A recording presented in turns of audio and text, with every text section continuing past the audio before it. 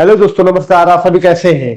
पार्थवी चीवर से आप सभी का स्वागत है। आज हम यूपीएसआई एंड यूपी कांस्टेबल और इलाहाबाद हाई कोर्ट, साथ ही साथ स्पेशली आपको और कह दूं कि होम गार्ड, जो होम गार्ड की भर्ती आई है, उस बिहाफ पे हम एक ऐसा जनरल वीडियो ला रहे हैं जो आपके सारे एग्जाम से संबंधित है। जनगणना, सेंसस, वो भी उत्तर प्रदेश की, यूपी स्पेशल उत्तर प्रदेश की जनगणना, जिसमें UPSI, UP constable, Allahabad high court और होम गार्ड, ये बार बार बोलो होम गार्ड, ये सारी चीज एग्जाम्स के लिए एक वीडियो सफिशियंट है।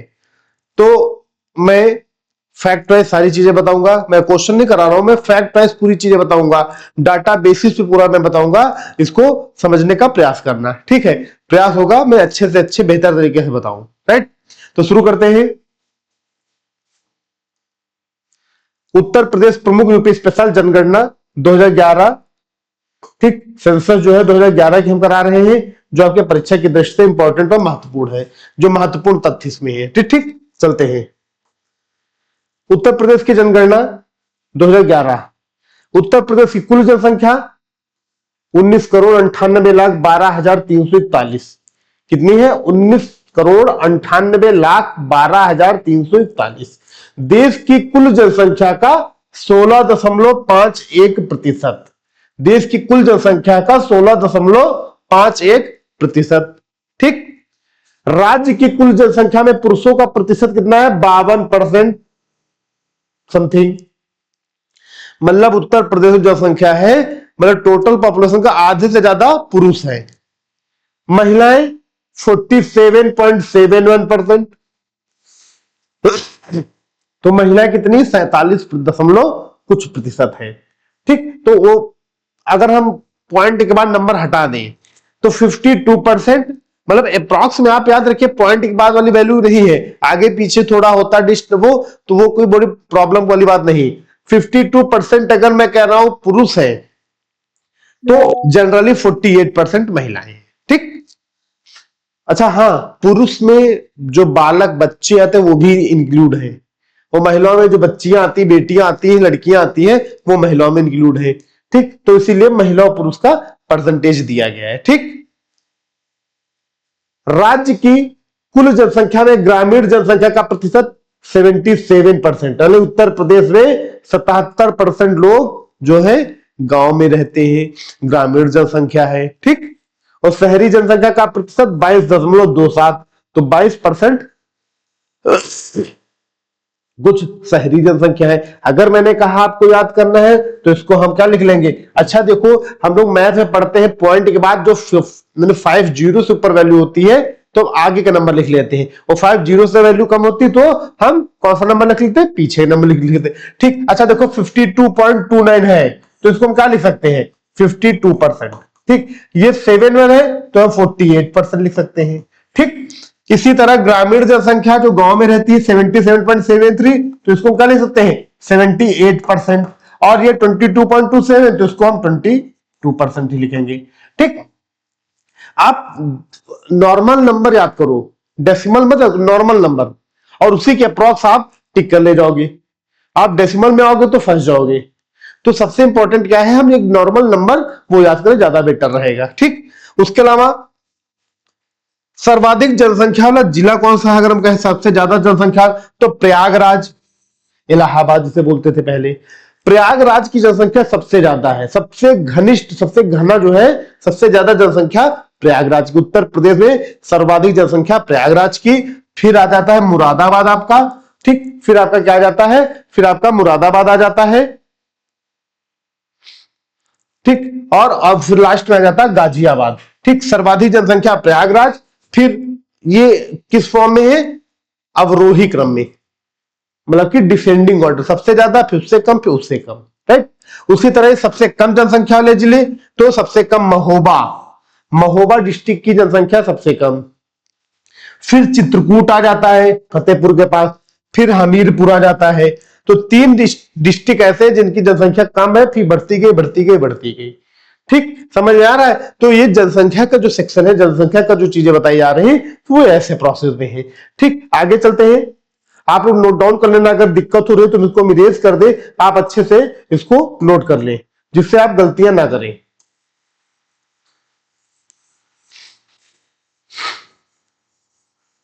ये ठीक है, मैं समझाने के लिए किया था कि आप डेसिमल के बाद के बजाय एक जनरल नंबर लेके क्या 52%, 48%, 78%, 22% पॉइंट के बाद जो मैथमेटिक्स में आप लोग पढ़े उसी बिहार पे आप याद कर, इससे आपके माइंड में लॉन्ग टाइम तक ये चीजें रहेंगी। ठीक है, आगे चलते हैं। जनसंख्या घनत्व, जनसंख्या घनत्व यानी कि इसको इंग्लिश बोलते हैं पॉपुलेशन डेंसिटी,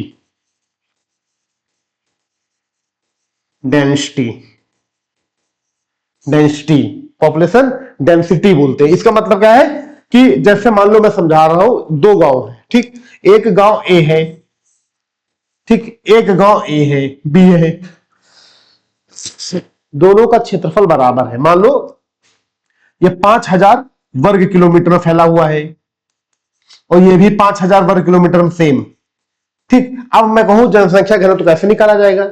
अब मान लो मैं कह रहा हूं कि ये यहां पे संसाधन उपलब्ध है, यहां संसाधन कम उपलब्ध है, ठीक, और यहां पे मैंने लग दिया 1 2 3 4, 2 3 4 5 6 7 8 9 10 11 12 13 14 15 16 17 18 20, ये देखो मैंने जो इसकी स्पेसेस है वहां पे मैंने फिलअप कर दिया कि यहाँ पे 1 2 3 4 5 6 7 8 9 10 11 12 13 14 15 16 17 18 लगभग 25 से 30 लोग इस गांव में रह रहे हैं।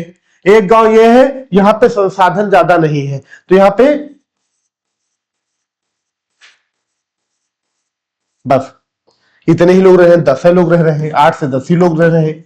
आप बेटा ये चीज देखो, एरिया सेम है लेकिन यहाँ 30 लोग रह रहे हैं, वहां पे 8 से 10 लोग रह रहे हैं, तो ज्यादा कहां रह रहे हैं? यहाँ तो पॉपुलेशन जनसंख्या घनत्व तो कहां ज्यादा होगा? इसका ज्यादा होगा, समझ ना? जनसंख्या घनत्व सेम एरिया, क्षेत्रफल, उसी हिसाब से कितने लोग निवास कर रहे हैं, ठीक। तो ये चीज है, इसमें ये चीज बताने का मतलब था। अब देखो जनसंख्या घनत्व का जो समझाने का तरीका मैंने समझा दिया। आप देखो जनसंख्या घनत्व पे हमारे प्रदेश की क्या पोजीशन है। उत्तर प्रदेश की जनसंख्या घनत्व एक 829 व्यक्ति प्रति वर्ग किलोमीटर में, प्रति वर्ग, एक वर्ग बना लिया जो 1 किलोमीटर का है, 1 किलोमीटर ये, 1 किलोमीटर ये, 1 किलोमीटर ये और 1 किलोमीटर ये, ठीक। 1 किलोमीटर के वर्ग में कितने व्यक्ति रह रहे हैं? 829 लोग रह रहे हैं। 829 लोग 1 वर्ग किलोमीटर में रहते हैं। हमारे उत्तर प्रदेश का जनसंख्या घनत्व कितना है? 829 वर्ग किलोमीटर, ठीक। 8 दूनी 10 में 1 घटा दो तो 9, 829 वर्ग किलोमीटर, ठीक।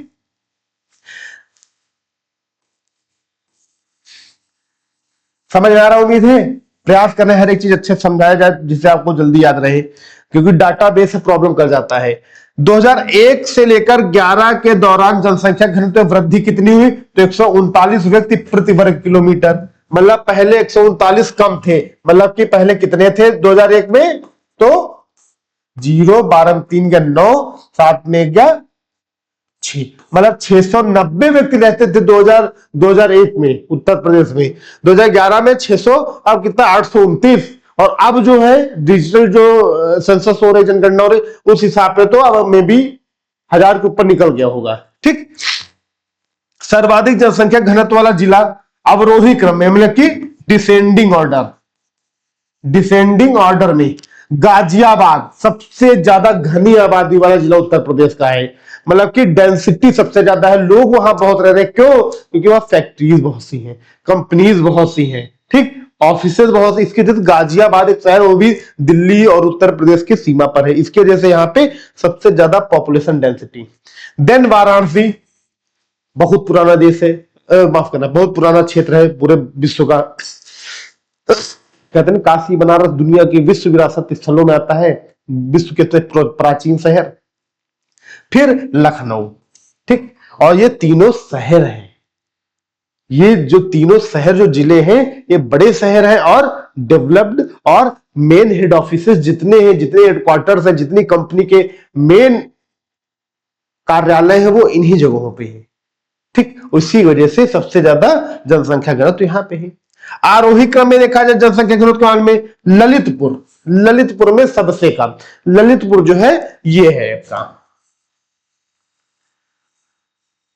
ये ललितपुर है। तो ललितपुर जो क्षेत्र है भैया बहुत ज्यादा वहां पे तो पानी की बहुत ज्यादा शॉर्टेज है, पानी मतलब ना के बराबर। तो अब जान लो संसाधन नहीं तो आदमी वहां कहां निवास करेगा। तो ललितपुर का जनसंख्या घनत्व तो बहुत कम है। फिर सोनभद्र आ जाता, ये देखो ललितपुर है और ये आपका सोनभद्र है, अगले बगल। सबसे दक्षिणी जिला है उत्तर प्रदेश का, यूपी का दक्षिणी जिला है सोनभद्र। सोनभद्र उत्तर प्रदेश का दक्षिणी जिला है। तो ललितपुर सोनभद्र दोनों जगहों पे पॉपुलेशन डेंसिटी कम है। ठीक, फिर आ जाता हमीरपुर। हमीरपुर कहां पे पड़ता आपका? तो हमीरपुर आपका इसी के ऊपर, ललितपुर के ऊपर यहां हमीरपुर पड़ता है। तो देखो मतलब उत्तर प्रदेश के जो दक्षिणी जिले हैं वो वहां पे संसाधनों की बहुत कमी है। ठीक, क्यों? कि दूसरी चीज दक्षिणी क्षेत्र जो है हमारा उत्तर प्रदेश का वो पठारी क्षेत्र से लग जाता है, और पठारी क्षेत्र में उत्पादन कम होता है, वहां पे खनिज ज्यादा पाए जाते हैं, मिनरल्स ज्यादा पाए जाते हैं, क्योंकि वो चट्टान से निर्मित सारी चीजें। तो इसीलिए यहां पे लोग निवास कम करते हैं। ठीक, आगे चले। उत्तर प्रदेश में साक्षरता दर बहुत अच्छा, इसमें तो देखो बहुत अच्छा 10-10, 20-20 का अंतर है बस। अच्छा, ये चीज जानते हो कि उत्तर प्रदेश थोड़ा मतलब पुरुषों वाला ज्यादा है, महिलाओं का वर्चस्व कम, पुरुषों का ज्यादा है। मतलब पितृसत्तात्मक परिवार ज्यादा है यूपी बिहार वगैरह में ना, मात्र सत्तात्मक परिवार कम है, लेकिन ज्यादातर पितृसत्तात्मक है। तो इसलिए बच्चों को शिक्षा ज्यादा, और बेटियों को कहो बच्चों को पढ़ाया जाए बहुत हाई ग्रेड स्कूल में, बेटियों को पढ़ाया जाए एक जनरल स्कूल में। ठीक, ऐसी लोगों की सोच होती है, लेकिन गंदी सोच है ये। बेटा हो बेटी दोनों बराबर, आज के डेट में दोनों का वर्चस्व एक नंबर है, चाहे लड़का हो चाहे लड़की। खेल के कूद के मैदान में हो, आईएएस पीसीएस हो, ठीक, आपका साइंटिस्ट है, आप व्यापार है। मैं तो बहुत ऐसी महिलाओं को देखता हूं जो ऑटो रिक्शा चला रही हैं जीवन यापन करने के लिए। बहुत महिलाएं हैं जो एजुकेटेड, वेल एजुकेटेड, ट्यूशन पढ़ा रही हैं। बहुत ऐसी महिलाएं हैं मैं देखा हूं अपनी आंखों से कि मतलब कोई संसाधन नहीं, बहुत ही लाइफ एकदम कहते नहीं बैकअप कुछ भी नहीं। तो डिप्टी जेलर, गांव की लड़कियां डिप्टी जेलर हो रही हैं पीसीएस क्वालिफाई होगी। और पिछले लगभग 7-8 साल पहले, मतलब पिछले 7-8 सालों में सिविल सर्विसेज में महिलाओं का रेशियो लगातार बढ़ता जा रहा है अकॉर्डिंग टू बॉयज। लड़कियों का बहुत मैं देख रहा हूं, काफी ज्यादा नोटिस कर रहा हूं कि लड़कियां बहुत इंटरेस्ट ले रहे हैं सिविल सर्विसेज जैसे एग्जाम में। नहीं तो पहले क्या होता था, मतलब इतना नहीं होता था, लोग पढ़ाते ही नहीं थे। जनरल पढ़ा दे बस, BA inter, BA BSc, BCom MCom, बस शादी। अब क्या है, लोग जागरूक हैं तो बच्चों को बराबर कहा, क्योंकि आपको मैं बता दूं दुनिया में जितनी बड़ी कंपनियां हैं देख लो, ज्यादातर वहां महिलाएं ही मेन अधिकारी बनाई जाती है। महिलाओं के अंदर एक कला होती है, महिला सशक्तिकरण के तहत कई ऐसी चीजें आप पढ़ेंगे तो बहुत सी चीजें आपको सीखने को मिलेंगी। जैसे हमारे देश की आईआईटीएन, फर्स्ट आईआईटीएन सुधा मूर्ति जी थी भारत की, को कितनी नॉलेजेबल, और जो उनके दामाद इंग्लैंड के प्राइम मिनिस्टर थे। ठीक, चलो ऋषि सुनक जी। अब आते हैं तो उत्तर प्रदेश साक्षरता 67.72%। ठीक, 67.72% कुल साक्षरता। टोटल जो लिटरेसी रेट है उत्तर प्रदेश की लिटरेसी रेट जो है वो कितना है, 67.72। अगर हम कहें इसको ओवरऑल निकाला जाए तो 68%, क्योंकि पॉइंट के बाद है तो हम ये लिख देते हैं। पुरुष साक्षरता दर, मेल लिटरेसी रेट 77.30। नोटिस करो 10% केवल बढ़ा, 67, 77, राइट। महिला साक्षरता दर 57.20। कितना अंतर आ रहा है? 20% का आ रहा है। अच्छा, पुरुष और महिलाओं का कितना आ रहा है? 10% का डिफरेंस आ रहा है। मतलब 10% और 20% का ही अंतर आ रहा है बस। पुरुषों में और महिलाओं में कितना अंतर आ रहा है? 20% का। और कुल से महिलाओं का 10% का। महिलाओं का प्रतिशत 57.20%। ठीक, 2001 से 11 दौरान औसत साक्षरता में वृद्धि कितनी हुई? 11.36% हुई। पुरुष और महिलाओं के साक्षरता के बीच अंतर कितना है? 20% का है। देखो पुरुष और महिलाओं का अंतर कितना है? 57 और 77। तो 20% तो अंतर आ रहा है, तो 20% का। ठीक, सर्वाधिक साक्षरता वाले जिले, नंबर 1 गौतम बुद्ध नगर, सबसे ज्यादा लिटरेसी रेट उत्तर प्रदेश में गौतम बुद्ध नगर की, फिर कानपुर नगर और फिर औरैया। ये 3 जिले हैं जो सबसे ज्यादा लिटरेसी रेट यहाँ का। अच्छा कैसे याद, गौतम बुद्ध जी जहां थे, मतलब गौतम बुद्ध कितने बौद्ध धर्म के संस्थापक, बहुत नॉलेजेबल आदमी, उनको ज्ञान की प्राप्ति हुई थी, तो गौतम से याद रखो सबसे ज्यादा लिटरेसी रेट उत्तर प्रदेश में गौतम बुद्ध नगर की है। ठीक, फिर कानपुर नगर आता। कानपुर नगर क्यों गए, क्योंकि कानपुर उत्तर प्रदेश का मैनचेस्टर कहा जाता था। ब्रिटिश व्यापारी उत्तर प्रदेश से जब व्यापार करते थे तो उनका मेन सेंटर कानपुर था। ठीक, तो वहां पे लोग जब ज्यादा आते थे तो शिक्षा का ज्यादा वहां पे प्रभाव पड़ा, इसलिए शिक्षित ज्यादा है। फिर औरैया, ये कानपुर के आगे वाला क्षेत्र औरैया है, तो ये जनरली याद रखो गौतम बुद्ध नगर, कानपुर, औरैया। न्यूनतम साक्षरता दर वाले जिले, पुरुष साक्षरता का समान क्रम है, तो सबसे कम साक्षरता श्रावस्ती, श्रावस्ती में सबसे कम, फिर बहराइच, फिर बलरामपुर। बच्चों श्रावस्ती, बहराइच, बलरामपुर ना ये उत्तर प्रदेश के उत्तरी जिले हैं, और जहां पे एक नहीं सैकड़ों प्रॉब्लम्स हैं, तो वहां पे साक्षरता दर बहुत कम है।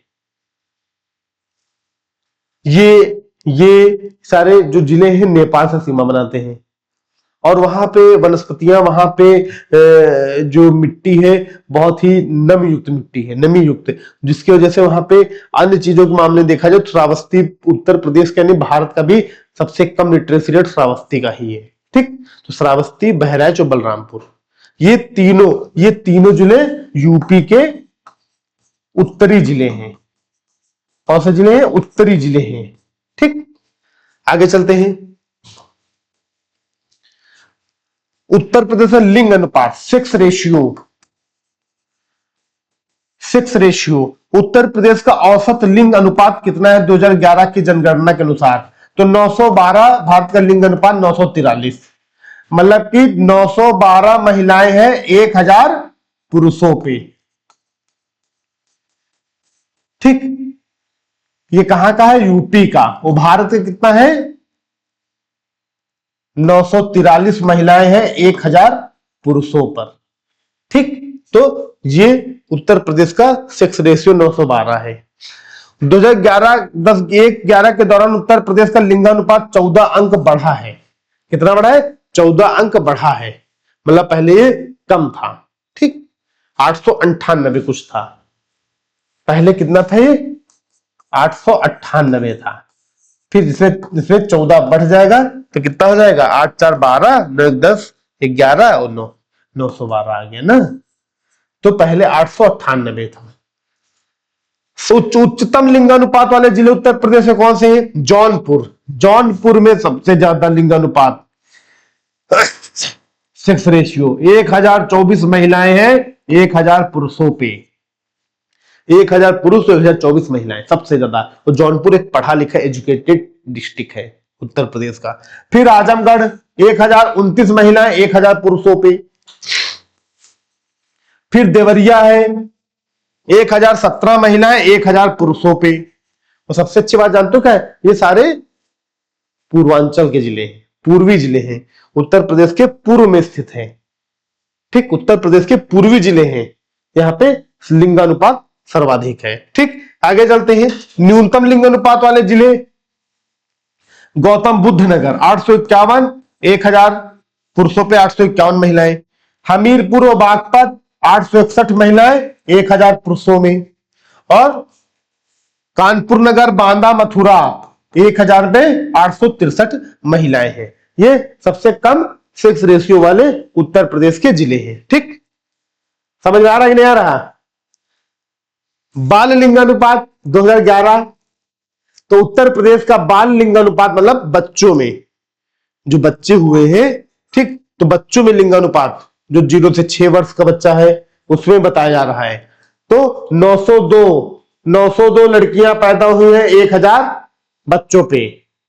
ठीक, और 2001 में कितना था 916, मतलब 2001 में ज्यादा था, 2011 में कम हो गया। ठीक, राज्य में उच्चतम और निम्नतम बाल लिंगानुपात वाले जिले क्रमशः बलरामपुर और बागपत, जहां 10 की वृद्धि सर्वाधिक है। ठीक है, तो उत्तर प्रदेश राज्य में उच्चतम और निम्नतम बाल लिंगानुपात वाले जिले तो सबसे ज्यादा लिंगानुपात कहां पे है? बलरामपुर में। सबसे कम कहां पे? बागपत में है। ठीक, आगे चलते हैं।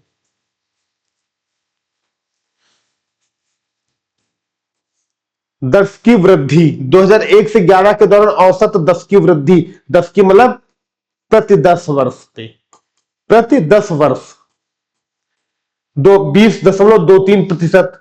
2001 दौरान का औसत वार्षिक वृद्धि दर कितना है? 1.85%।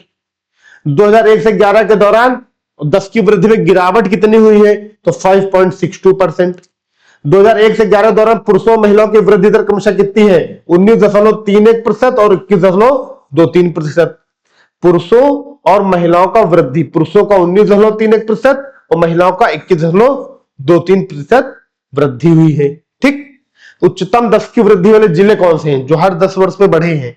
गौतम बुद्ध नगर बढ़ा है, फिर गाजियाबाद, फिर श्रावस्ती। ठीक, ये जनसंख्या की बात हो रही है। न्यूनतम 10 की वृद्धि वाले जिले कानपुर नगर, हमीरपुर, फिर बागपत। तो न्यूनतम 10 की वृद्धि वाले कानपुर नगर, हमीरपुर और बागपत। ठीक, तो 10 की वृद्धि वाले हैं, बहुत ज्यादा नहीं इंपॉर्टेंट है, लेकिन कंटेंट है तो पढ़ना तो पड़ेगा। डाटाबेस अब क्वेश्चन पूछ ले तो क्या करोगे। ठीक, आगे चलते हैं। अनुसूचित जाति, एससी, शेड्यूल्ड कास्ट।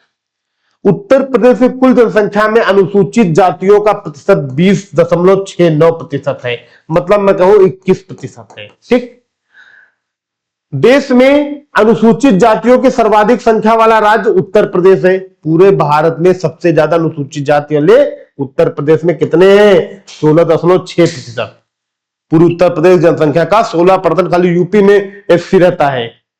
सर्वाधिक अनुसूचित जाति जनसंख्या वाला जिला सीतापुर में सबसे ज्यादा अनुसूचित जाति से एससी कास्ट के लोग बिलोंग करते हैं।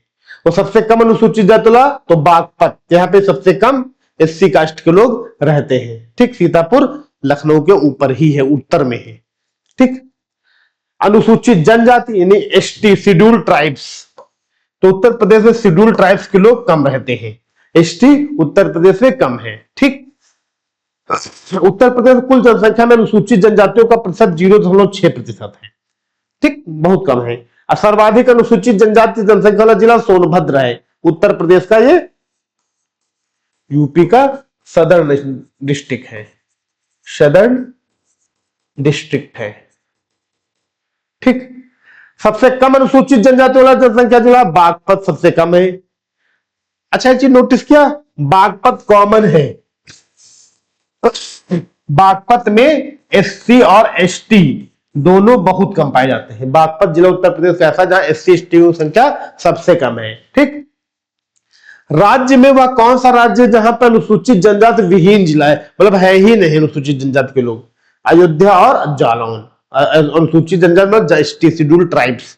तो अयोध्या और जालौन में एक भी अनुसूचित जनजाति के लोग नहीं रहते हैं। ठीक, कोई भी नहीं, अयोध्या और जालौन। ठीक, आगे चले। झुग्गी जनगणना, मतलब जो झुग्गी झोपड़ी में लोग रहते हैं ना, झुग्गी झोपड़ी में गांवों में देख लो या शहरों के किनारे देख लो, जो झुग्गियों में रहते हैं। देश की कुल मलिन बस्ती आबादी में उत्तर प्रदेश का स्थान चौथा है, फोर्थ है। ठीक, 2011 की जनगणना में देश की कुल जनसंख्या में झुग्गी झोपड़ियों की आबादी 9.5% थी। कितनी है? 9.5%। सबसे अधिक झुग्गी आबादी वाला जिला अवरोही क्रम में मेरठ, सबसे ज्यादा मेरठ में है, फिर आगरा में है और फिर कानपुर नगर में है। तो सबसे ज्यादा झुग्गी वाला जो जिला है वो आपका मेरठ, फिर कानपुर नगर, आगरा, फिर कानपुर नगर। ठीक, और राज्य की कुल जनसंख्या में झुग्गी झोपड़ी आबादी का प्रतिशत कितना है? 3.12। तो उत्तर प्रदेश झुग्गी झोपड़ी में रहने वालों की जो संख्या है 3.12% है। ठीक दोस्तों, समझ में आया? आगे चले। जनसंख्या धर्म जनगणना, मतलब कि रिलीजन सेंसस।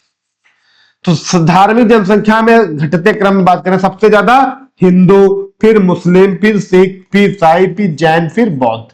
सबसे ज्यादा हिंदू है, फिर मुस्लिम, फिर सिख, फिर ईसाई, फिर जैन, फिर बौद्ध। ठीक, हम इसको ऐसे भी लिख सकते हैं ये।